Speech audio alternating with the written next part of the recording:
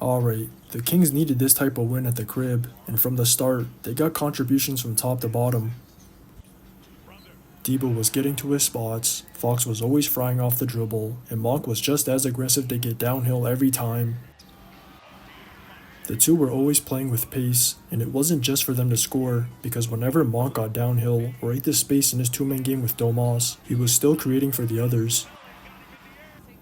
Even when him or Fox would take a quick shot off the screen, it forced the big to contest, so it was opening up a no board for their bigs, and one of them led to Trey Lyles finding Tracy from the corner to get himself going. Unfortunately, a couple players were still ice cold, and Domas smoked a lot of bunnies, but those weren't as bad as his severe turnover issues. He had serious butterfingers, couldn't connect on those baseline cuts, and if it wasn't him, it was the others always getting their passes deflected. Those eventually started to compound in the third, and with the Sixers constantly shading Fox's angles late in the quarter, he was forced to pass with nothing to show for it because of the others breaking. But at least it was just as bad on the other end, because their defense was doing the same thing to the Sixer stars, especially Maxey, and he struggled to get going early.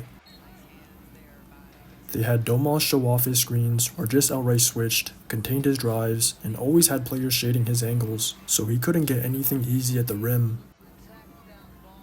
But when he did spray out, the others couldn't convert on their looks from deep, and even when they got the O-boards, those second attempts weren't falling.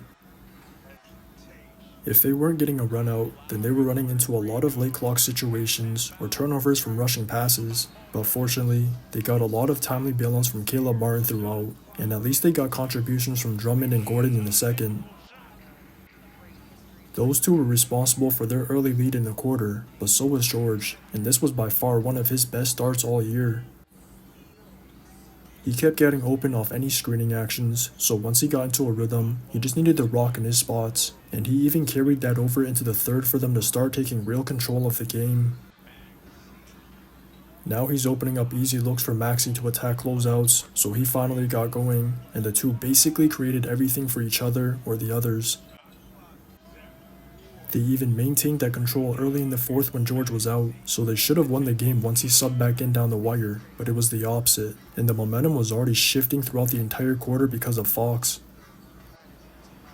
He went into takeover mode after what happened at the end of the third, and just kept attacking quick off a screen to get to his spots, because Drummond couldn't keep up with him at all.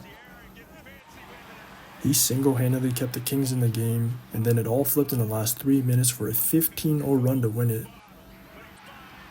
They completely shut out the Sixer stars by doing the same thing as they were all night, or just outright blitzing them, so all the non-stop bricks or turnovers were leading to quick buckets or whistles on the other end, and once that type of momentum shift happens at this crib, it's basically over. It was obvious the Sixers lost all poise, and the Kings finally got to experience the other side of a choke job. Just watch the tape. Give me that! DeRozan with the steal.